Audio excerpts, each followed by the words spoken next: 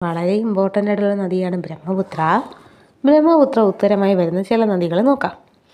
ഇന്ത്യയിലെ നദികളിൽ ഏറ്റവും കൂടുതൽ ജലം വഹിക്കുന്ന നദി ബ്രഹ്മപുത്രയാണ്.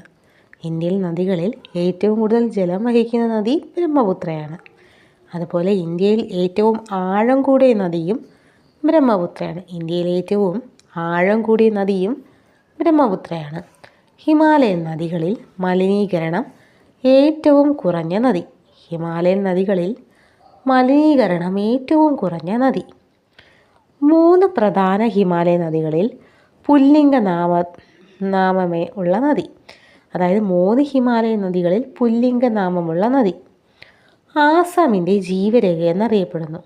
ആസാമിൻ്റെ ജീവരേഖ എന്നറിയപ്പെടുന്നു.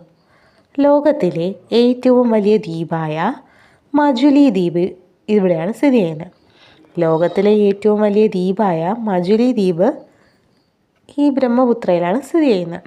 അപ്പോൾ എല്ലാം ഒന്നുകൂടെ പറയുകയാണ്.